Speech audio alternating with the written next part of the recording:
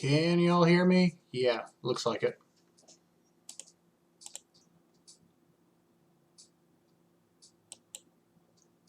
Alright, what's up, world? I am about to get into some analysis of my world's matches. I was asked to do this by a few people. So funny story. Some of the stuff we're going to be looking at, I actually had intended to do for the deck profile video I did for Genzo and Tonic, but Dueling Book kept like fucking up. Like I had the replays open, but the replays kept glitching, and I wanted the video to get done that night, so I just cut that bullshit out. But originally, I wanted to have like a second segment at the end of it, where I like go into a couple of these matches and just kind of show off some of the more like niche technical things about doing empty jar combos. But never fear, we're gonna get to do those here on stream instead. The first one. This is Winner's Quarters, I think. Winner's Quarters. Yes. Winner's Quarters. This is my first loss, actually. I lost this match. I lost this match, but I won the game we're going to look at. This is game one. And this is weirdchamp. He's on Bazoo return, as we'll see. He goes first sets to Koichi and Skullair. And I have a whole lot of nothing. And so what I'm going to do is pass. And this is something that you kind of learn to do after playing Empty Jar for a while. Just like, I mean, in general, it's an important skill to have in Go format to know like when you just don't have to do something on your first turn, or when nothing you can do on your first turn is worth doing. But especially with Empty Jar, because any card you commit is going to take away from the value you get off of future card destructions or reloads. And so I've had a lot of games where like with a hand like this, I would just like set Book of Moon because I feel like I need to, and then end up having to reload or card D for one less card, which ends up hurting me in the long run. And like the idea is like, it's Goat format, you don't need to play around like 5-card, 8,000 damage combos on your first turn. It's not like current format, or like a lot of way later formats. Like Teledad, for example, would be an example of a format where that would be a thing. Like if you pass with an open field and you don't have Gores, they can kill you if they want to most of the time. But Go format isn't like that at all. So we're not going to set Book of Moon here, we're just going to do nothing. And we're going to hope he doesn't have, like, exactly Graceful Charity and to discard 2 dudes, Bazoo, and flip return. And spoilers, he doesn't have return. But he's going to come close to that. But first he's going to card Destruction, which is huge for me. I mean, I lose my Graceful Charity, but could be worse. Most of the rest of the cards were not any action. And this way I get to use a card to your reload effect without having to spend a card on it. So, pretty good. Yes, DJ Wagner. Empty Jars is Ice Climbers, but it's Ice Climbers with wobbling. So it's like it's not Ice Climbers anymore. Okay, yeah, so he's going to Bazoo. He banishes 3. And in the chat, you'll see I ask him for a turn. He doesn't have it. So I survive. I don't die. That's nice. But he does set return. Yeah, okay. First time I did this, the replay glitch didn't show this, but yeah, this is return face down. So I do have a turn to do something. Fortunately, I do something. We draw Cyberjar, and it's pretty standard stuff. I don't have... There's nothing I can do to play around back row. I've got to hope he doesn't have something. And so yeah, we're gonna Cyberjar and reload for 5. The odds here, we can pull up Yu-Gi-Oh! Party. I'm gonna be drawing 5 out of a 32 card deck.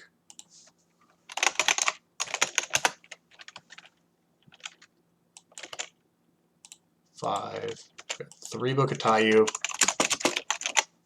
So 41% chance, about just shy of half the time I'm going to get some action here. And that isn't factoring in like the Upstart Goblins, the Pot of Greed, the Graceful Charities, or I guess not the Graceful Charity, but the other things.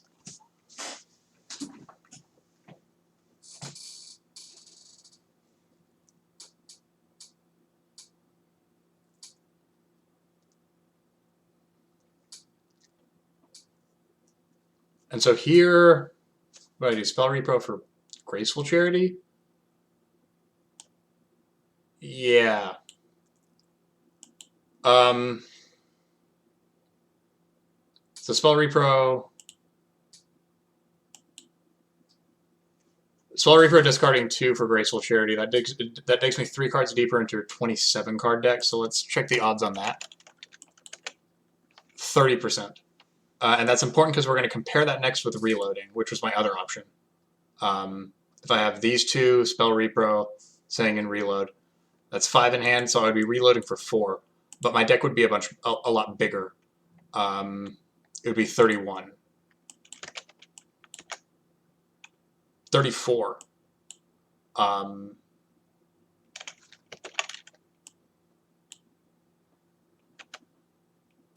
Okay, so basically I misplayed there. I should have reloaded, if I'm reading that right. But instead I gracefuled, 4% less, but it works out.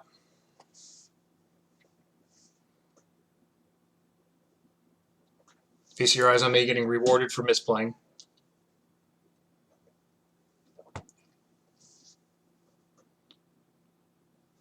In a true nade, he's going to realize he can't chain anything meaningfully. And we're going to tie you. So this is a bunch of gas. This is really good for me. Oh, don't glitch here. Hold on.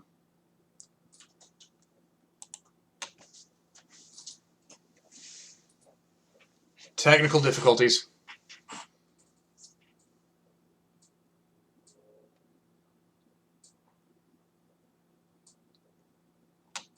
Do the thing, take the attacks.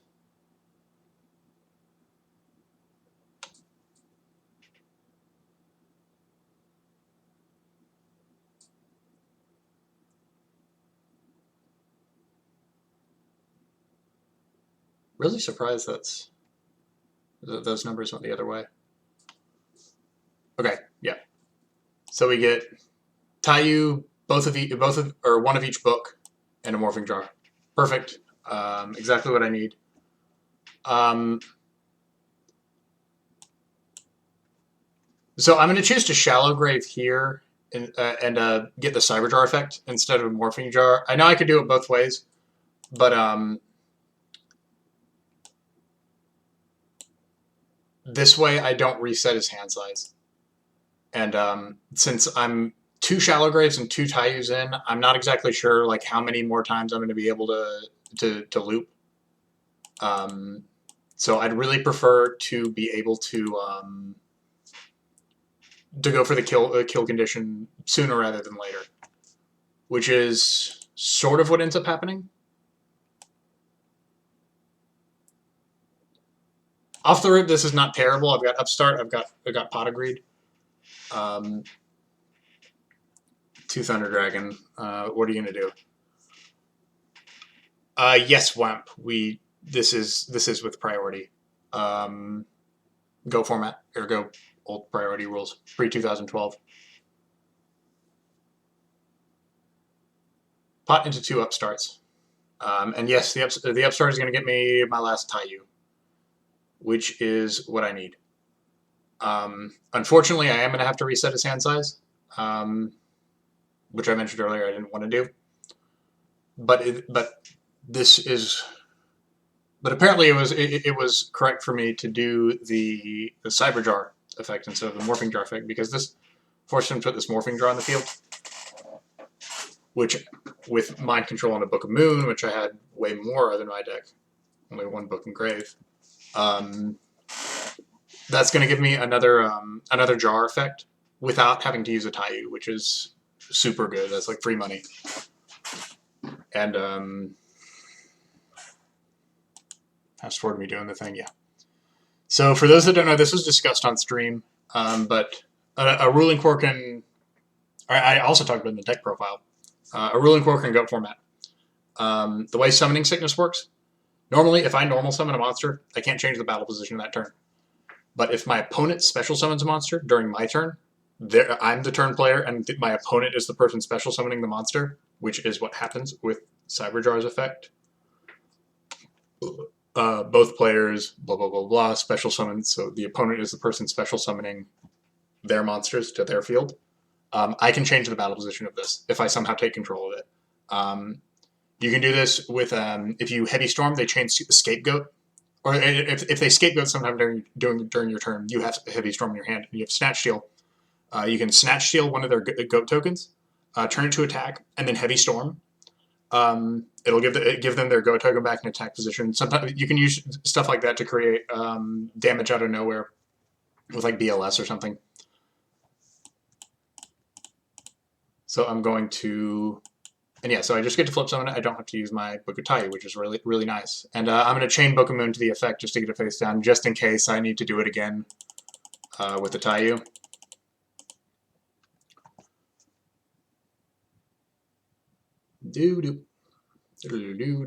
Okay. And now we are setting up for the kill. He's at 10 in deck, 5 in hand.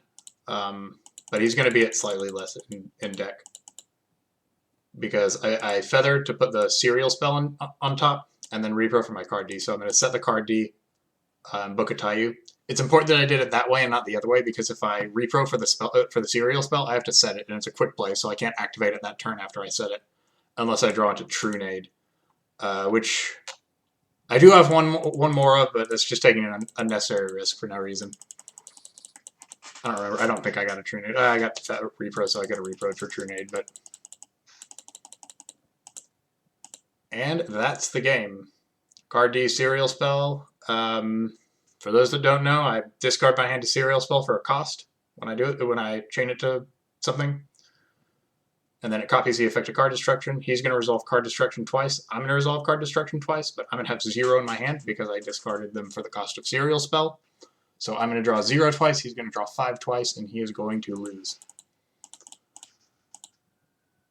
And that is that game. Sort of a rare example of using my opponent's jar to do a combo. I've had more egregious cases of that. I've had a couple games where my opponent sets a cyber jar and I kaiyi the cyber jar, just kind of like raw dog it, hit their cyber jar, and go off. Kind of the same thing. Note again that I was main decking Mind Control, for those that didn't know. Mind Control was incredible at this event. Everyone was on Chaos Turbo. Everyone was turn 1 set to Koichi, turn 1 set Cyberjar, doing stuff like that. Everyone is obviously summoning Chaos Monsters, which Mind Control can take control of and get them to banish themselves, so I can deal with those and buy myself a few more turns. Real good card.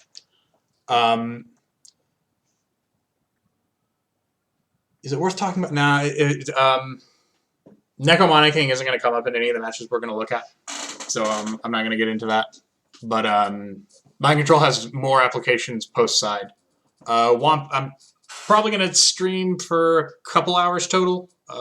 Probably cut it off. How long have I been going?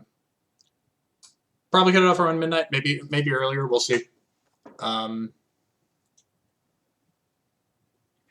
But Mind Control has a couple more post-board applications that I talk about in the deck profile if you all want to look into that. Okay, so the second one we're going to look at. This is Loser's 8th, I think. I won this to get 5th. And the loser got 7th. Okay, so yeah, Loser's Octos, if you want to call it that. Game 1 against Marcus. He starts this game off real strong. He sets 2 Death Shoots and sends back both of my jars. and then I have just absolutely diddly dick nothing. He attacks my tomatoes with this Azura. He's been attacking me with this Azura all game. He attacked through the tomatoes, gave me a Sangan.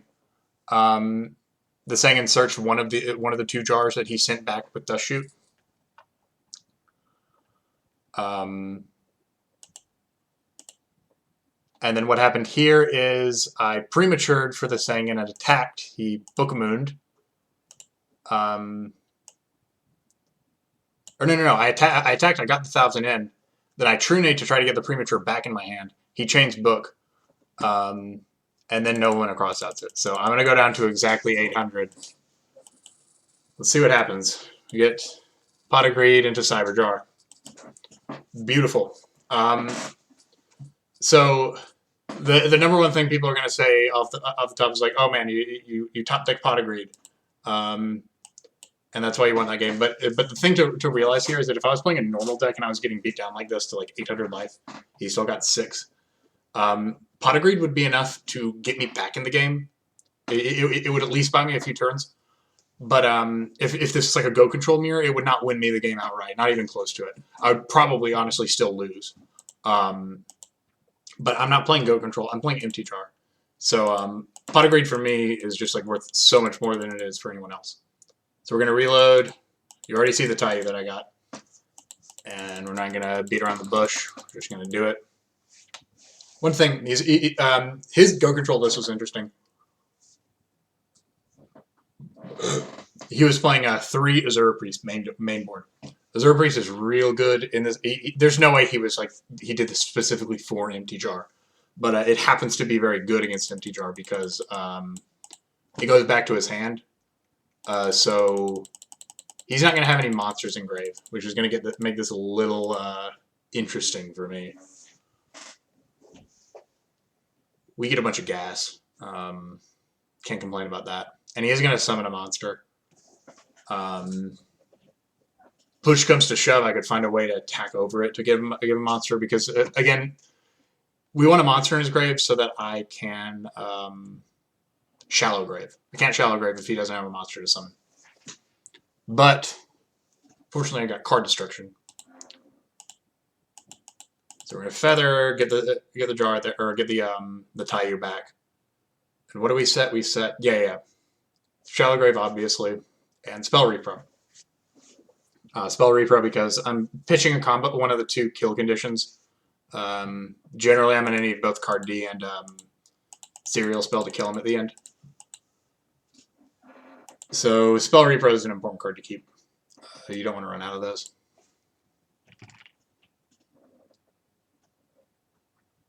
He draws 1,000,000 cards. He's at 14, but I still haven't found my serial spell. If I had serial spell, I'd be able to kill him, but he's only got, it was like 12, I think. 3, 4, 5, 6, 7, 8, 9, 10. So I can't just repro for card D straight away and kill him.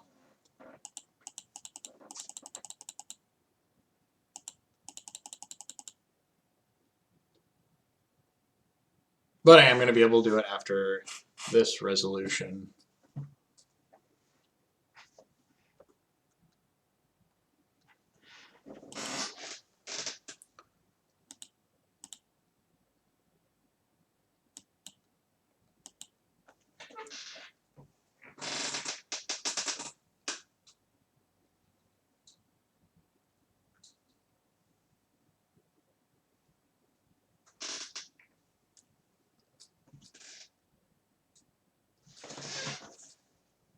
Interesting thing about this is that it doesn't happen a lot where I actually have to set myself down to less cards in hand so I don't deck myself out with my card destruction.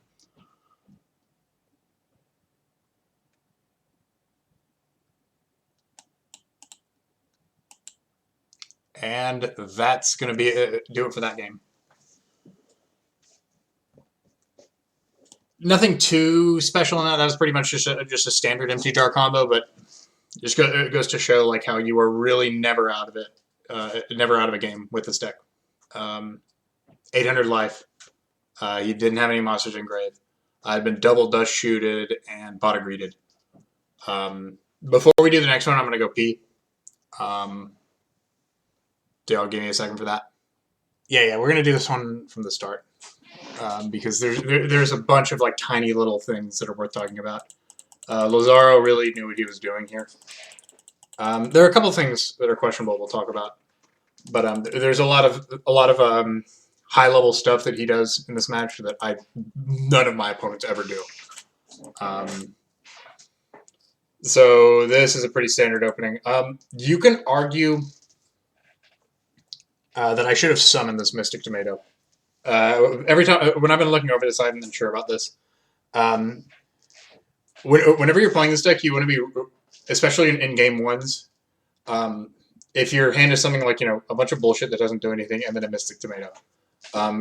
It is a huge decision to either leave the tomato in hand, normal summon it, or set it. And all of them have different benefits and costs. So setting it means that obviously it makes his nobleman across out live. If anyone's familiar with aggro, you know that one of the huge benefits of playing aggro is being able to make your opponent's nobleman across out's dead. Because when you're playing a deck that never sets anything, and they open with a nobleman across out, it's kind of like you open with duo because they're starting down a card effectively. Jar, you can play that game a lot of the time. And giving them, and with a combo deck, like starting them down a card that they can't use to interact with you is really, really valuable. Especially when you don't have to commit a deck building slot to it. Like, obviously you're not going to play Delinquent Duo yourself in your Empty Jar main deck. But if you ever get the chance to duo them without having to run duo, then you might want to take it. But normal summoning it also not always perfect. Mainly because if you normal summon it, you pretty much just have to accept that there's no way you're never getting that effect off. Then there's another thing that if you normal summon it, they have more incentive to jam a Metamorphosis, and I do know Lazaro's on Chaos Control, so he has Metamorphosis in his deck, which can incline you to so if I did normal summon it, I might have to set my Book of Moon with it too to make sure that doesn't happen. Which, as we discussed earlier, would make this reload a lot weaker because I would be drawing to 5 in hand, which is a reload for 4, which sucks. So I'm going to elect to set it here. You set a monster with nothing in grave. Some people might not even waste a nobleman even if they have it. If they don't know what you're on. And they're definitely not going to waste like a Metamorphosis to Thousand Eyes Restrict with no other game plan if there's no threat of this being like a Faith. What he is going to do is he's going to duo me. Just like I said earlier, how Pot of Greed, way better for me than it is for anyone else in the format.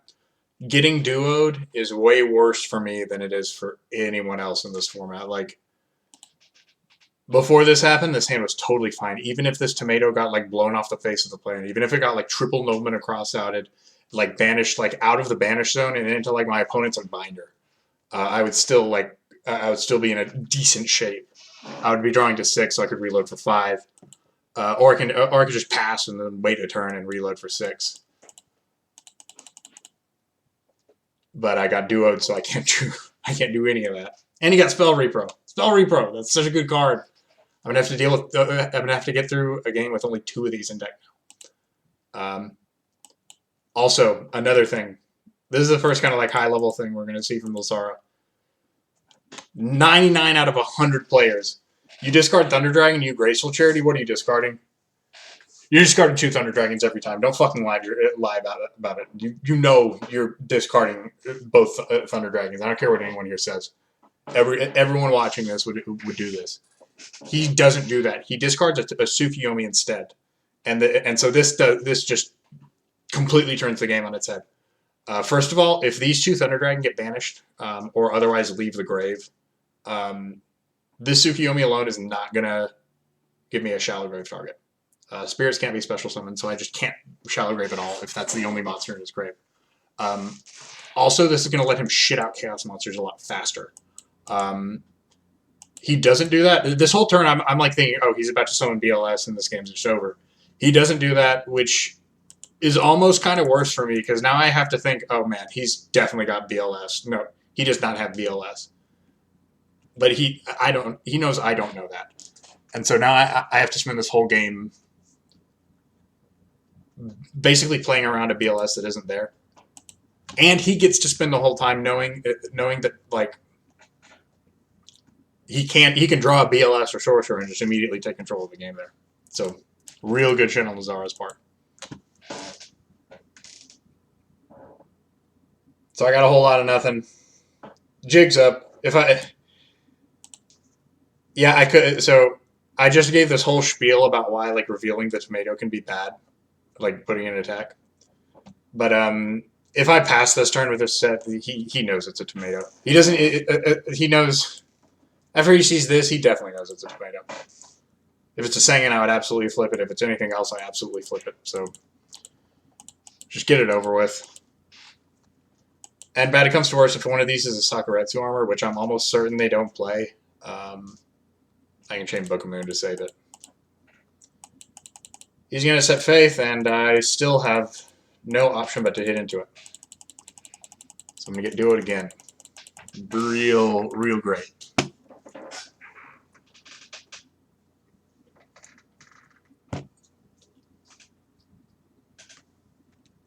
See how just like, again, duo being so good. This hand is like, okay, so this hand itself is not that good. It doesn't have any action in it.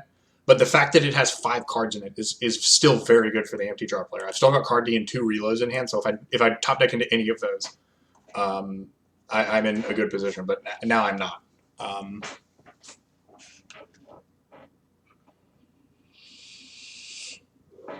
So just like again, like every other deck, if they duo you and you're discarding dead cards, you're like happy. It's like, oh sweet, these cards mean nothing to me, and you just paid 1,000 life and you wasted a Faith effect to get that back. Not so with empty draw.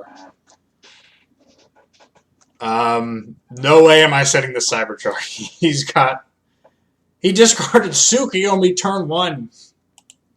How am I going to set Cyberchar alone here? No. We're taking as much time as we can to try to draw a Taiyu. Unfortunately, as much time as we can is exactly 1 turn, and I, as you can see, did not draw the Taiyu. So I'm going to have to do it anyways, but I'm proud I didn't blow my load early.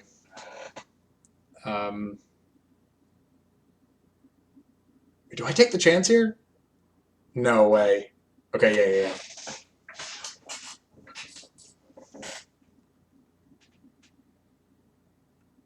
Three cards that don't interact. We're looking good here, right? Is he going to attack? What do y'all think? Y'all think he's going to attack?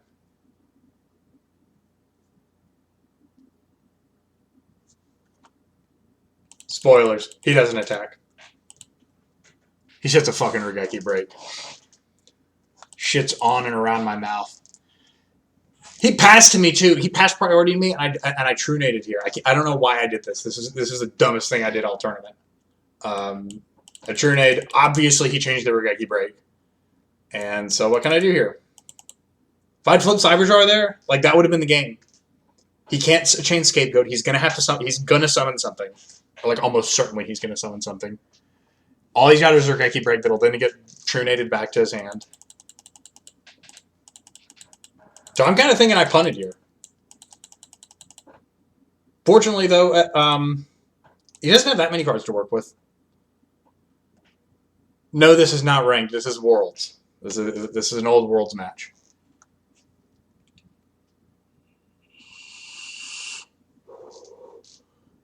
The tournament I got 5th at. So there are 2 different things I could do here.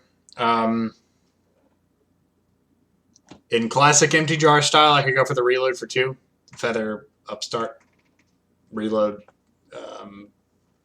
Kind of the best thing I can get off of it. Or I'm not going to do that. I'm going to upstart if I do draw Taiyu here. Obviously, I get to combo. Obviously, I'm not going to draw Taiyu there off the 1 upstart. So my best bet is to just shallow grave. Now, you may recall from earlier, I am maining mind control. I am almost certain that Lazaro knew this at this point because know that he can get Magician of Faith back. He can get Magician of Faith and totally fuck me. See 4 new cards. There's no way he wouldn't have an out to the lone doing nothing Cyberjar in those 4 cards. Instead, he's going to get Thunder Dragon. This,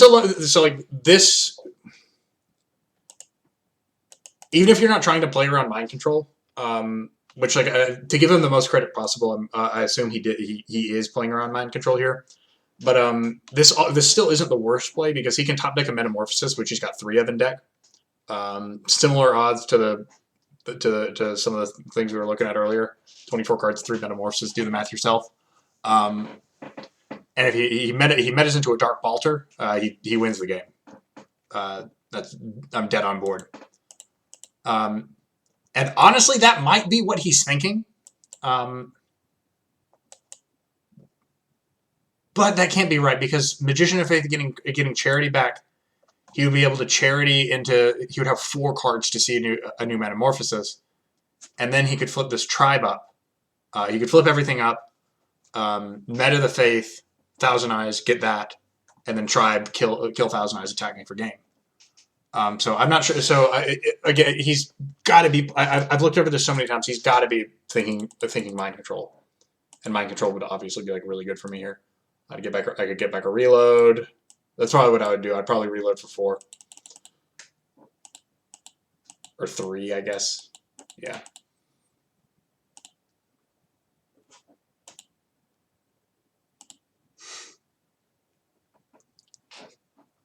Why did Automod hide H. Badam's message?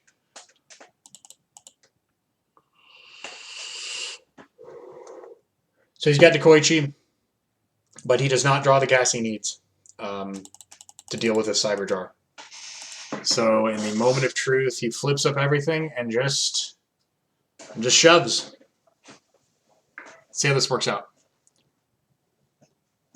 Anyone else, any other player on the planet whose last name is not Bellido or like Paravic, this game is over right here. But this is Lazaro playing for top 4 worlds here, so it's a different story. Come on, replay. Okay. Scapegoat redundant for him, but now I know he has one. God, so much. Scapegoat, Regeki Break, and Nobleman, which is going to be relevant. We're going to get to talk about another ruling quirk soon. He adds everything, doesn't summon anything.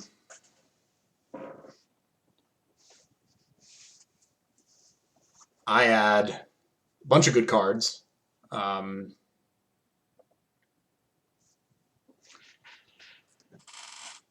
So yeah, any current players, you already know this ruling, even if you don't know that you know it, because the Sky Striker multi-roll card worked the same way. When you set 2 things at the same time with a card effect, or special summon them in a face-down defense position, same thing. Your opponent is not supposed to know which is which.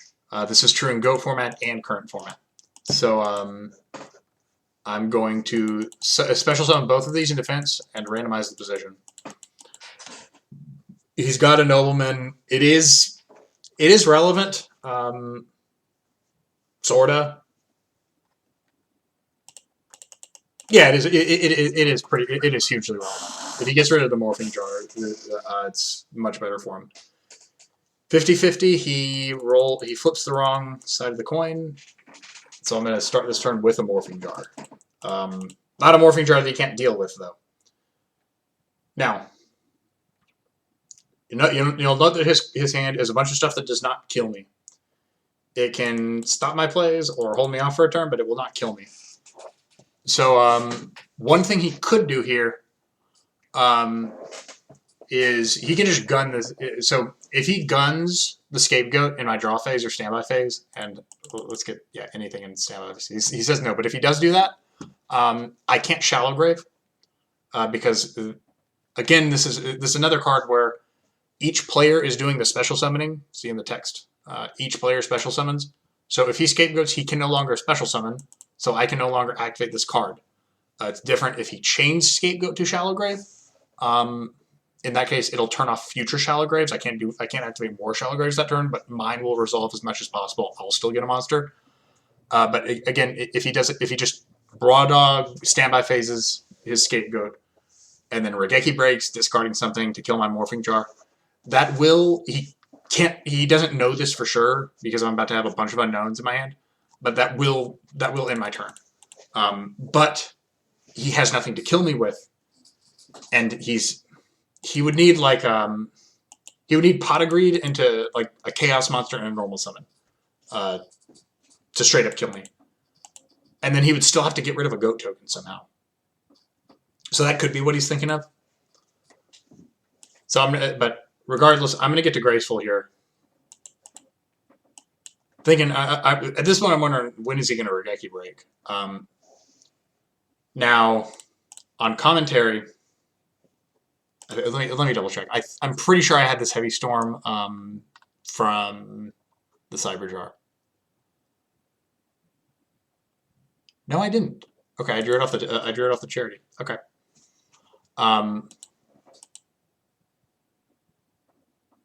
But either way, I did have access to a True Nade, which would have been the same thing. Chris pointed this out as a misplay on commentary at first. I Shallow Grave first instead of Heavy Storm to clear his back row. I want to say this is the thing that he thought was a misplay before he saw more of the hand.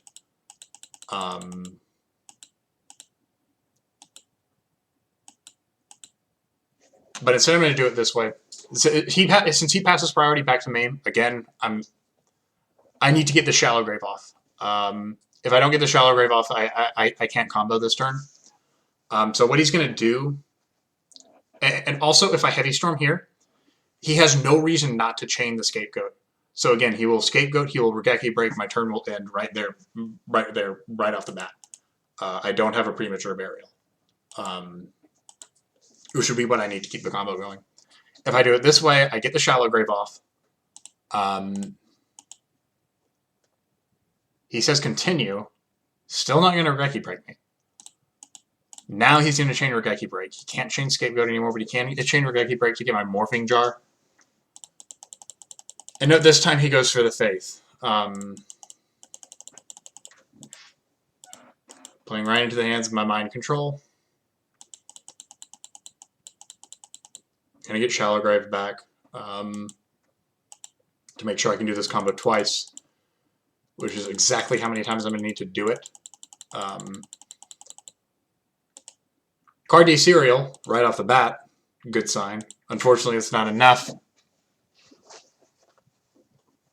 I think it would be enough. It would be it would be exactly enough if he revealed nothing that he can summon, but he reveals one thing he can summon, which is a Serpent. So that totally bones me.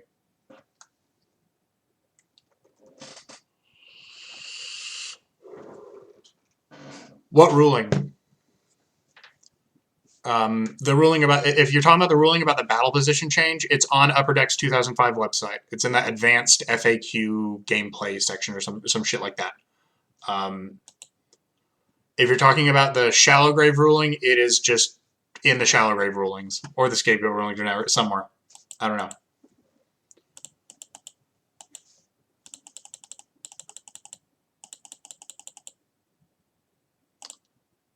So like I said, I need one more Cyber Jar activation to make this a kill. Fortunately, I have exactly enough to do that. I could go another time because of the repros.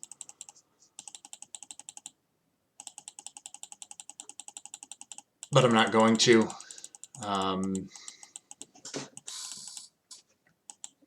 Going on for the sake of going on would be something to do on ranked ladder. Not when my back is against the wall against the best in the world.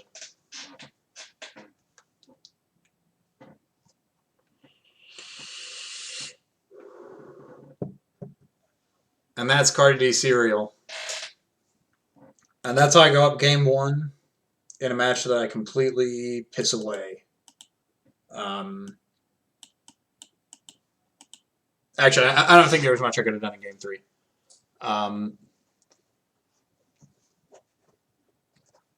The short story is he summons a Balter real fast in game 3. I have a bunch of shit that doesn't deal with a Balter, but that like would be like pretty good if like but for a Balter. Or whatever. It's no use crying over spilled milk. That is there another one we could go over?